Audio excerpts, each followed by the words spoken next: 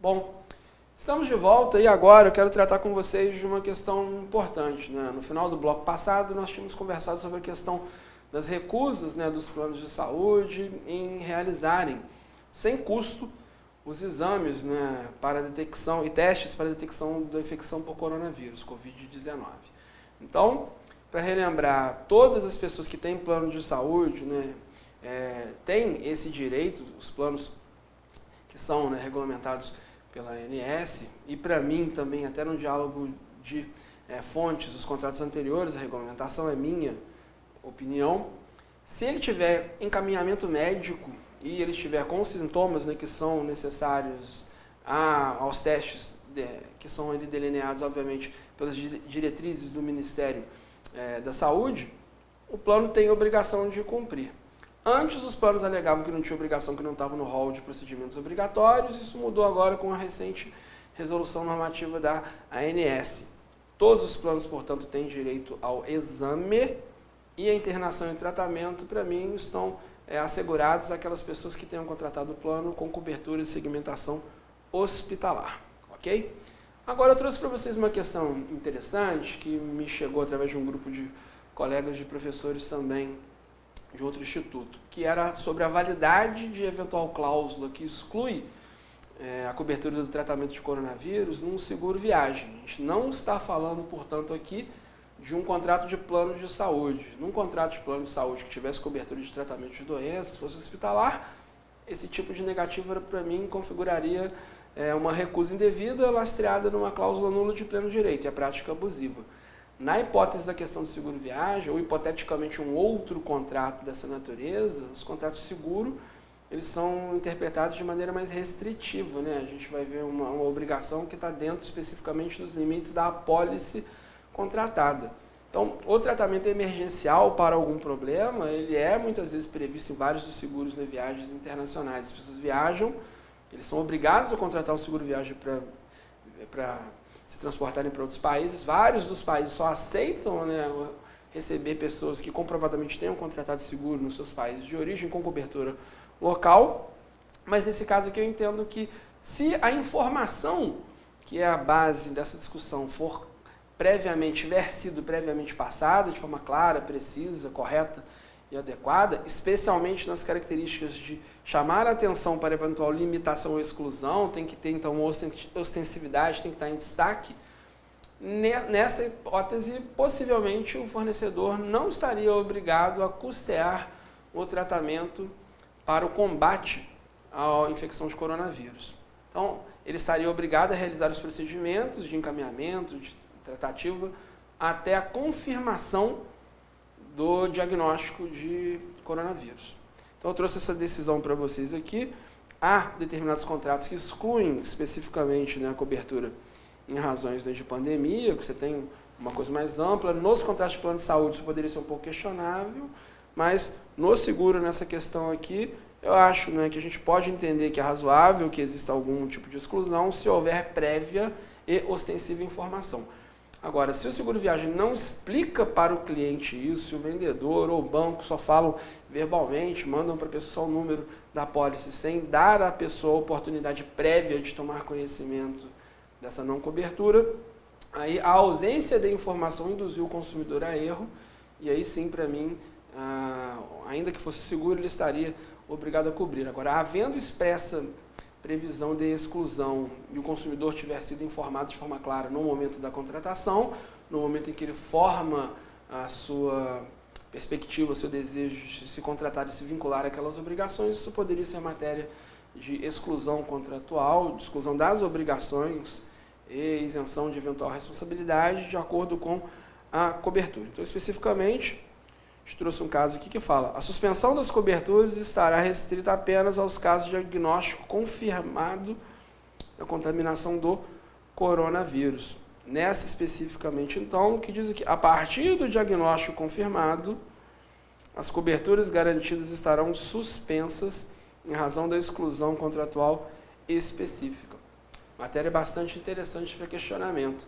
Claro que os advogados eles têm que ter um conhecimento, né, geral sobre as questões que vá além de um conhecimento mais superficial. Então, se eu fosse advogado da seguradora, possivelmente eu teria argumentos para tentar fortalecer a proteção da seguradora no sentido da impossibilidade de obrigá-la a custear despesas que estão fora do objeto do próprio contrato, que estão fora da cobertura da apólice. Então, na interpretação restritiva, se eu, seguradora, não tenho obrigação legal e contratualmente eu não me vinculei, ao contrário, eu disse claramente que naquele contrato que eu vou estabelecer com você e cujas regras eu estou dizendo a você de forma ampla, clara, transparente, antes da gente celebrar um contrato, eu não estaria obrigado a cumpri-los. Tá? É um fato imprevisível e que vai afetar isso.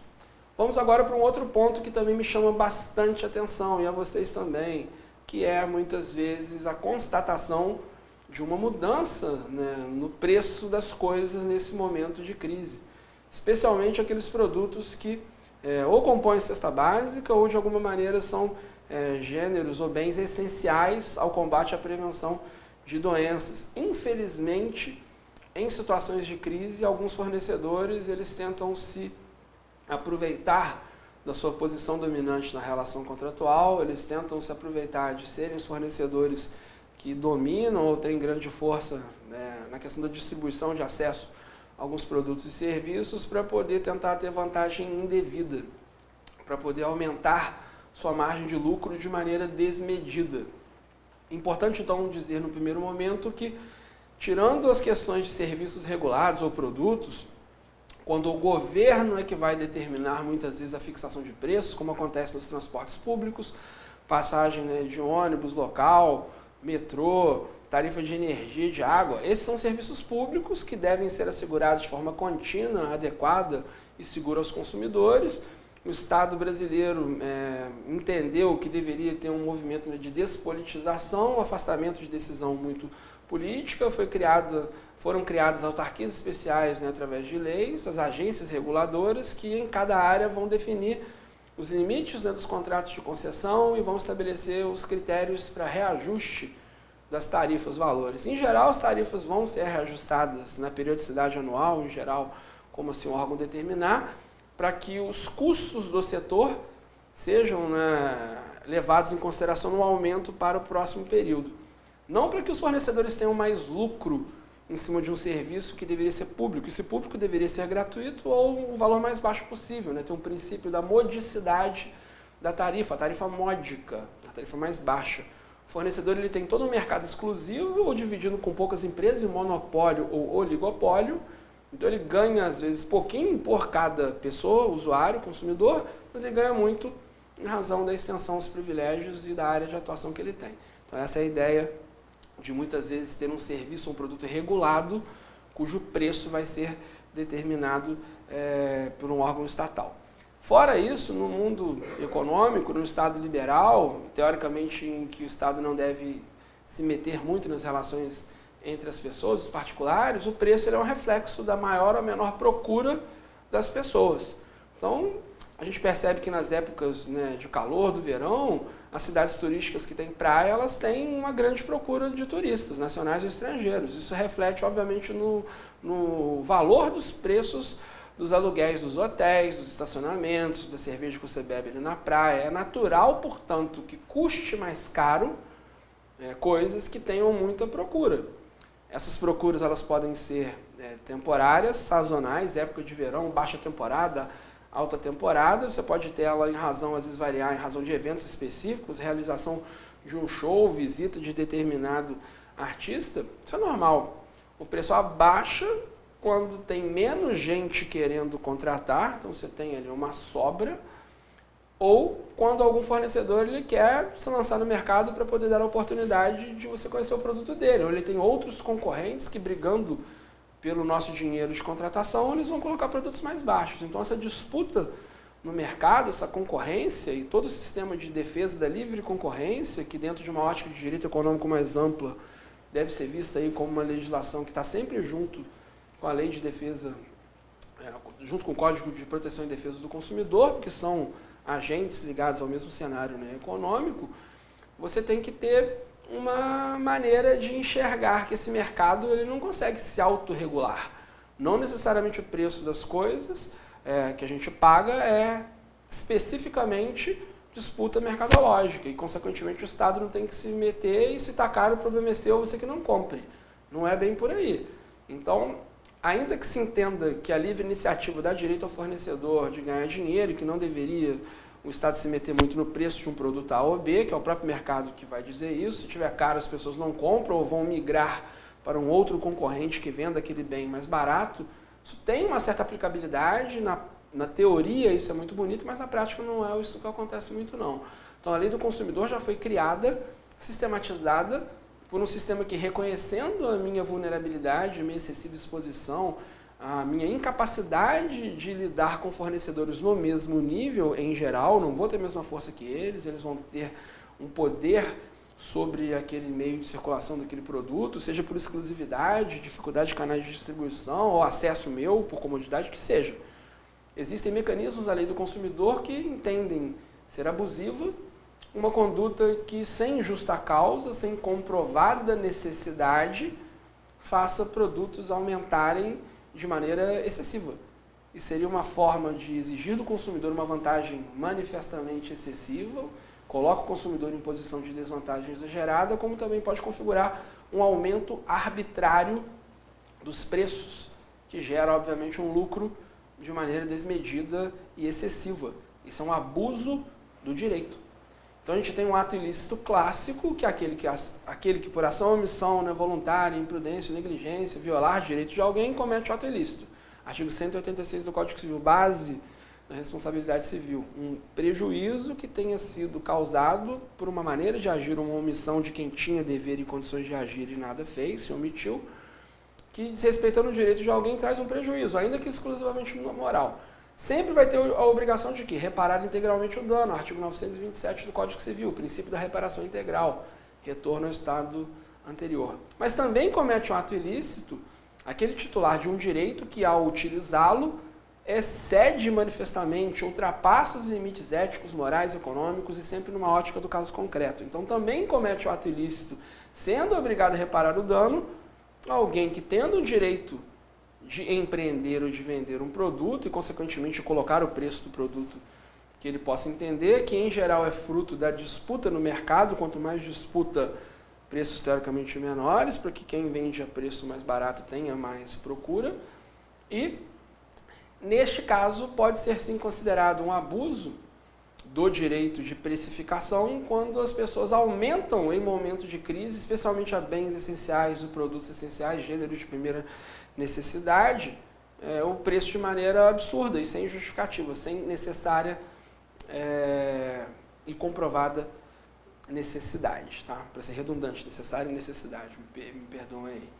Então, acontece muito hoje em dia, é fácil de vocês verem em vários estados, é um fenômeno nacional que está tendo um aumento muito grande do preço do álcool em gel, que hoje em dia é um dos meios, né, estimulados para poder a gente tentar prevenir, ter a prevenção da infecção do coronavírus, de fazer a higiene pessoal, além do isolamento social, que é essencial também, evitar grandes aglomerações.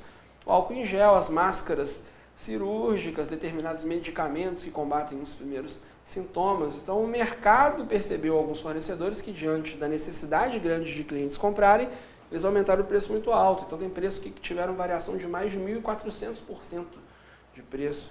Tinham máscaras que eram vendidas, né, muitas vezes em embalagens com 100 unidades, que era R$17 a caixinha, dava 17 centavos por unidade. De repente, o cara aumentou, ficou R$1 cada unidade. Ia vender por R$100 a caixinha. Então, percebo que de R$17 foi para 100. Tem lugares que se aumentou, em vez de R$100 para 300. Tem álcool em gel nos vidrinhos pequenos que eram R$2, R$3, que passaram para 12. Tem álcool em gel em embalagens maiores que foram vendidos, às vezes, de 30, 40, 50 reais para 300, 400. Teve empresas que chegaram a aumentar 1.400% o valor de um produto.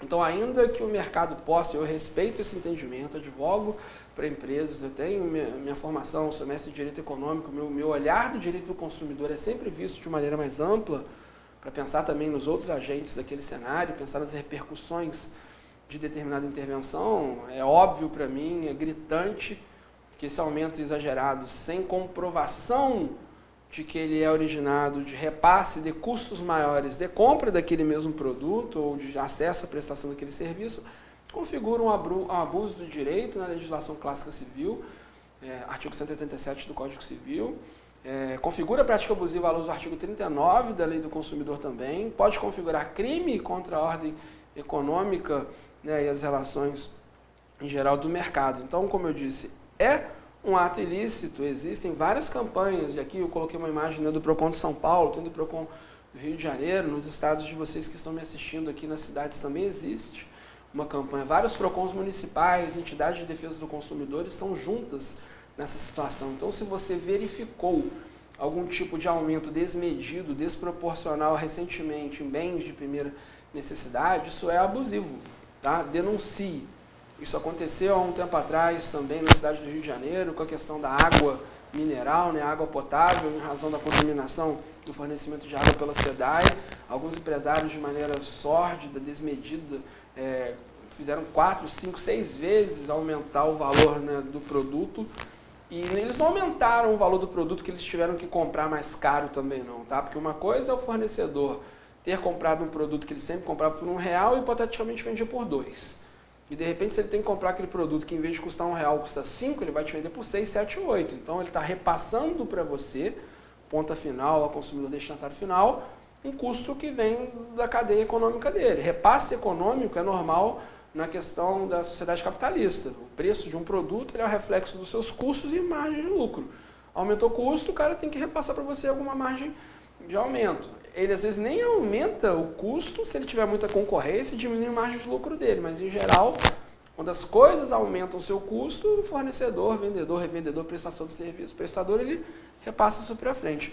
Quando não há comprovação de mudança do custo original, quando o acesso a produto se manteve o mesmo, ele já tinha adquirido grandes quantidades em estoque, elevar, sem justa causa, o preço, tornando-o excessivamente oneroso, pode sim configurar para mim um abuso de direito. Com todo o respeito que eu tenho a qualquer opinião em contrário, esse debate é bastante salutar, eu me considero bastante à vontade para poder defender o lado do empresário, da livre iniciativa, da questão da ordem econômica, do balanço de forças, mas não dá para poder se aproveitar numa situação dessa natureza para ter vantagens que são absurdas. Para mim, nada justifica um aumento de 1.400% numa máscara ou num álcool em gel. Isso é, para mim, um oportunismo que deve ser exemplarmente combatido. A gente tem precedentes anteriores do aumento do valor de combustível na crise de abastecimento em outros estados, o PROCON multa, o judiciário questiona, mas o problema é que se você não combate isso, quem faz muitas vezes isso são os grandes fornecedores, daqueles que você já tem uma confiança depositada ao longo do tempo. Então isso vai gerar um efeito em cascata, que é uma possibilidade de você sofrer uma consequência derivada do exercício do líder, porque as marcas menores vão ter que seguir a proporção do grande, porque senão elas perdem competitividade, elas vão perder escala. Então isso é um problema que, infelizmente, parte muitas vezes de algumas sociedades empresariais que são inescrupulosas, algumas abusam, não é uma minoria, não quero generalizar, mas acaba influenciando o padrão de conduta repetida novamente. Então, esse tipo de questão, além de ser questionado, você pode reclamar na Delegacia do Consumidor na sua cidade, no DECOM, ou o responsável, portanto, você pode reclamar junto ao próprio fornecedor. Se for no estado do Rio, outros lugares que tenham, né, o livro de reclamações do PROCON, você mesmo fazer lá o registro pessoal virtualmente da reclamação específica do seu caso. Em algumas cidades, salvo engano, acho que no estado de Santa Catarina, acho que foi em Florianópolis, tentaram também fazer uma regra legal que trouxesse uma medida administrativa na esteira de punição do artigo 56 do CDC de um crime de cassação do alvará de funcionamento de alguns estabelecimentos que estivessem elevando de maneira abusiva valores. Não tem um critério que a gente pudesse usar, pode até aumentar quanto? Pode até o dobro, pode 30%, 40%. Você tem aí institutos do direito civil, a questão da lesão enorme, enormíssima, que teriam percentuais que poderiam ser usados por essa questão. Mas é o critério do julgador ou do intérprete, à luz do caso concreto, é que vai verificar se o valor aumentado ele é um reflexo de aumento de custos e também um direito do fornecedor ter uma margem de lucro em razão do seu investimento e ter a vantagem por todo o risco que ele suporta, mas isso não pode se transformar numa forma indireta de aumentar de forma demasiada sem justa causa a sua base de preço. Então, em outros lugares também estão acontecendo, e parabéns para o Mercado Livre, outras plataformas de direito digital no Brasil e até fora do Brasil, que criaram mecanismos de verificar que estava tendo um aumento muito grande de produtos anunciados, especialmente gêneros de necessidade básica, né, gêneros de combate direto, né, ao Covid-19, ao coronavírus, como a questão da proteção do álcool em gel, máscaras também, algum medicamento. E chegaram até a fazer a suspensão de anúncios, até banimento de determinados anunciantes que estavam tentando se privilegiar e ter uma vantagem. Então, um caso que ficou conhecido nos Estados Unidos, que algumas pessoas compraram em várias cidades, quando perceberam que ia ter o problema do álcool em gel, 17 mil frascos de álcool em gel. E depois começaram a anunciar na internet a preços que eram exorbitantes. Num dado momento, algumas dessas plataformas de venda mundial, percebendo a utilização de uma questão como essa, se juntaram e proibiram, retiraram o anúncio daquela pessoa. Então, esse cara é uma pessoa hoje que tem uma quantidade muito grande de produtos e que para ele escoar essa produção fora de um meio mercadológico, já que ele não tem onde vender esses produtos, fatalmente ele vai ter que reduzir preço para poder ter circulação. Então ficam aí alguns questionamentos sobre a questão dos aumentos abusivos, que para mim são práticas abusivas, eles estão ligados até a uma possível crime contra a economia popular, podem gerar situações que vão ser feitas agora mais recentemente de eventual banimento, né, do anúncio, proibição, suspensão, até cassação de alvará de funcionamento, bem como multas pelo exercício abusivo desse direito. Um outro desdobramento também ruim é que alguns estabelecimentos, se aproveitando dessa questão, acabaram criando falsificação de produto. Então tem gente colocando aquele álcool de churrasqueira, aqueles álcools às vezes que são feitos, né, para a gente colocar, né, em gel ou em pastilhas, para acender lareira, essas questões, estão vendendo como se fosse álcool em gel. Estão manipulando muitas vezes aquele álcool 70% para ser vendido. Então já há instauração de inquéritos policiais, houve uma prisão de uma dona de farmácia, salvo engano, no Ceará, por aumento abusivo no valor de álcool em gel. O que ela mudou foi de R$ 1,99 para R$ 11,99 e esse aumento foi feito sem comprovação de custo. As notas fiscais de compra do que ela tinha guardado em estoque mostravam que não houve alteração na compra, consequentemente foi entendido como um abuso dessa questão. E também num outro caso, que está aqui a imagem para vocês, a proprietária confessou que comprava frascos menores e vazios para enchê-lo com álcool em gel, comprado sem procedência comprovada, muitas vezes até uma coisa falsificada. É prática abusiva colocar no mercado fora, né, dos padrões regulamentares dos órgãos de classe. Então, nessa questão, está tendo um movimento muito grande, né, da Comissão de Defesa do Consumidor, as comissões de vários estados, do Conselho Federal, as universidades, os órgãos de defesa do consumidor, os PROCONs, o Ministério Público, Defensoria, uma atitude coordenada para poder denunciar esse tipo de questão. Então, se você verifica um aumento desmedido dessa maneira, denuncie para que os órgãos possam fazer o estudo e eventualmente punam aqueles que vão questionar. Há um combate, como eu disse, que antes vai permear a discussão, que é a livre iniciativa e defesa do consumidor, até quando eu tenho que intervir nessa questão do mercado. Muita gente vai dizer, mas os fornecedores, daqui a pouco, nesse tipo de intervenção na questão de precificação, se verão desestimulados a empreenderem, não vão mais investir, não vão mais fazer nada, vai criar para frente o quê? Um desabastecimento. Talvez, mas não necessariamente, talvez a gente possa generalizar que todo fornecedor usou todos os seus recursos, investimento numa vida inteira, a família passou fome para tentar empreender, e aí então, e somente dessa maneira ele poderia ter lucro, a intervenção afastaria essa pessoa, penalizaria um agente econômico. Isso é um questionamento que acho que cada um pode tentar fazer com as ponderações que a gente discutiu. A análise deve ser feita sempre caso a caso. A gente não tem como ter um critério específico, até tanto por cento mais ou menos, que é fruto de mercado, mas o abuso, obviamente, ele é punido. E é importante que as entidades que vão fazer essa análise possam, né, verificar as notas fiscais, os custos efetivos de compra para aferir o quanto isso aumentou. Um outro ponto também que eu acho importante, que eu sempre falo isso nas aulas para os alunos, sempre, e é a questão da interpretação, né, do texto legal. O artigo 39 ele fala das práticas abusivas, assim como o 51 é um rol de tipos abertos, é uma lista somente exemplificativa. Ali fica moderno justamente por ter sido criada com bases em cláusulas abertas. Você traz fatos concretos, que é exemplo do espírito de proteção legal, possam ser também consideradas práticas abusivas, infrativas, ainda que não expressamente elencadas no texto legal. Então, o artigo 39, num primeiro momento, ele era invocado para poder dizer que o fornecedor não poderia limitar a quantidade de venda do produto que eu quisesse, porque se hipoteticamente ele tem lá 10 mil latas de cerveja, R$1 cada uma, vou fazer um exercício rápido de imaginação. Se eu chegar lá e comprar as 10 mil latas, ele ganha 10 mil reais. Então, o lucro que ele tem, a receita que ele tem vai ser a quantidade que ele tem versus o preço unitário. Então, se um cara compra 10 mil, se 10 mil pessoas compram uma cada uma, se vai 5 mil pessoas compram duas, no final ele tem 10 mil reais de receita. Ponto. Então, se ele limitasse, só pode comprar 5, só pode comprar uma caixa, ele estaria abusando, dentro de uma possível interpretação, do direito de exposição de venda e seria abusivo se ele não me entregasse uma quantidade que ele tem em estoque para vender e eu tenho prontamente para pagar para ele. Essa situação poderia configurar a prática abusiva no inciso 2, combinado com o 10, com o 9, salvo engano, perdão. Mas, uma interpretação reversa dele seria, você pode limitar a quantidade de venda que você tem em estoque, então alguém não vai poder chegar a comprar tudo, vai comprar quantidades incompatíveis com o perfil de uso normal daquele produto, nos costumes, porque você vai proteger dessa maneira, limitando os consumidores gerais, que você vai possibilitar que essa oferta seja pulverizada e beneficie o maior número de clientes possíveis, eliminando o atravessador, quem poderia comprar grandes quantidades incompatíveis com o próprio uso, estoque, data de validade, para poder revender a preços mais caros. Então, a limitação ela é válida desde que ela seja bem informada e cuja quantidade de fato reflita uma quantidade suficiente de compra e não para um atravessador.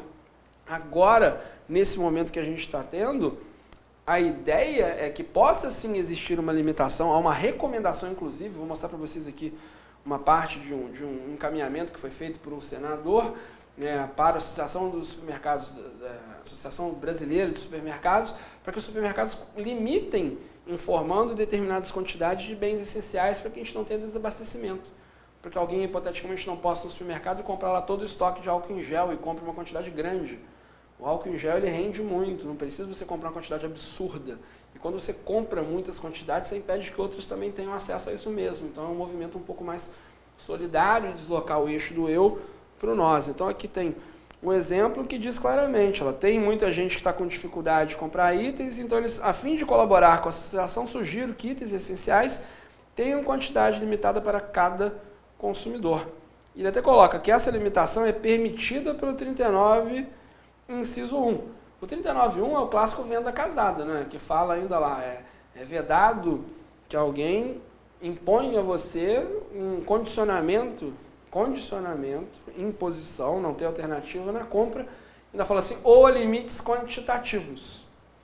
Limites quantitativos te obrigar a comprar mais. A interpretação que eles deram é que esse mesmo dispositivo autorizaria a venda. Eu acho que já é mais no finalzinho ali do 2, quando fala da questão dos usos e costumes e da justa causa momentânea. Então, o que é, num primeiro momento, um fato que não é correto, porque geralmente o cara faz isso te limitando a uma quantidade pequena, já que você pode comprar mais, não seria consumo intermediário, não indicaria revenda, ou não tiraria de você a destinação final, porque ele quer te dar um gostinho para você comprar e vai ter venda agregada. Então, ele te fala, só compra 5 latas de cerveja, muito embora eu tenha 5 mil aqui expostas, que você vindo comprar 5 para não perder viagem, vai comprar outras coisas comigo. Isso é vedado, essa limitação que não poderia resistir. Agora, a limitação que seja feita em prol de uma coletividade, num bem que é essencial para não ter desabastecimento, confesso a vocês que é algo que está feito de forma correta. Como eu disse anteriormente também, nesse momento, infelizmente, as pessoas abusam, e teve um caso até de falsificação do álcool, crime contra as relações de consumo. Então, além de ensejar punição administrativa, nas multa, cassação de registro, suspensão, no artigo 56, as penalidades normais da responsabilidade civil para reparar algum dano ou prejuízo de um cliente, ainda tem a questão criminal. Então, o microsistema de defesa do consumidor, também dialogando com leis contra a economia de ordem, crimes contra a ordem popular e a economia, você tem também no Código Penal eventual crime que possa ter um tipo penal específico para essa conduta. Todos poderão ser utilizados na proteção do consumidor. Bom, fica aqui então só algumas imagens para você ver que tinha a embalagem que era comprada menor e depois eles tinham a adulteração em cima de um bem como esse, que é uma prática obviamente absurda. Então a gente encerra esse terceiro bloco E no último bloco, futuramente, a gente vai falar um pouquinho sobre a questão da aplicação ou não da teoria da imprevisão, como que fica no serviço de prestação continuada, questão dos contratos educacionais, os reflexos do direito do consumidor neste momento de pandemia. No próximo bloco, portanto, nós vamos dar avanço no nosso último bloco para fechar a informação, né, desse encontro, que, como eu disse, não quer esgotar um tema que é muito complexo, que demanda uma abordagem multidisciplinar, mas que fica, num primeiro momento, um estímulo, um raciocínio crítico, uma provocação. E eu gostaria de ver os comentários de vocês futuramente a respeito do que está aqui acontecendo, para que a gente possa, a partir disso, inaugurar uma série de outros tantos vídeos. Esse é um vídeo, obviamente, né, gratuito, ele vai ser disponibilizado para vocês como uma contribuição de todos nós ao debate e aperfeiçoamento das regras jurídicas aplicáveis neste momento tão complicado.